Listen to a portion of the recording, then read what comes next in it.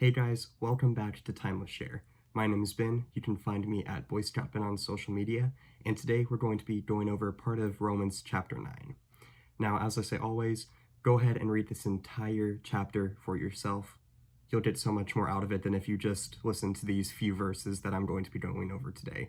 And also check out the other videos that we've made each day going over all the chapters in Romans up to this point, and before that we went through John. Just check it all out. It's all good.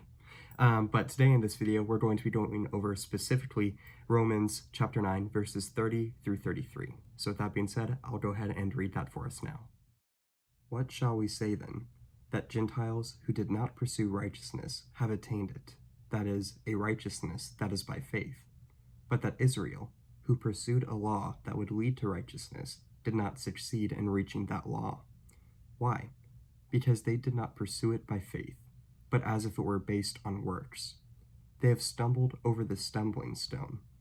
As it is written, Behold, I am laying in Zion a stone of stumbling and a rock of offense, and whoever believes in him will not be put to shame. Now in these verses, Paul is writing about the Israelites and the Gentiles, and the Gentiles are basically everyone who isn't an Israelite. And Paul is writing here and saying how some of the Israelites were not saved. They didn't go back to be with God after they had died. And he's talking about why that is. Because for thousands of years, the Israelites had been God's people.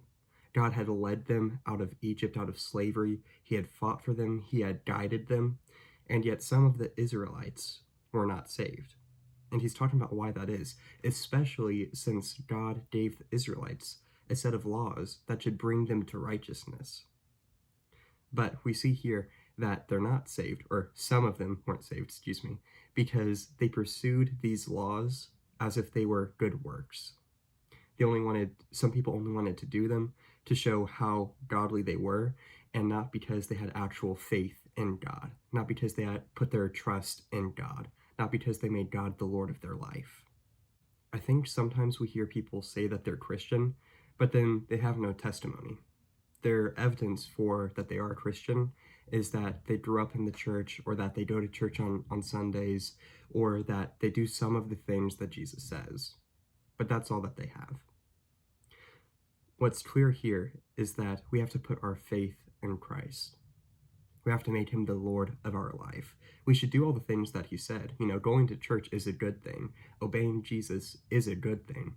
But that by itself is not what makes you saved. When you put your faith in Christ, all of those good works will follow because you want to please Christ. You want to please God. Putting your faith in Christ and making him the Lord of your life is what saves you. And once you do that, good works will follow. We're told in James how faith without works is dead. A good faith, a natural faith, a real faith will produce good works. But we shouldn't be pursuing good works just to show other people how godly we are. That does not mean that we're saved. With that being said, guys, check out the Plan of Salvation video. Have a good day, and come back tomorrow. See you guys.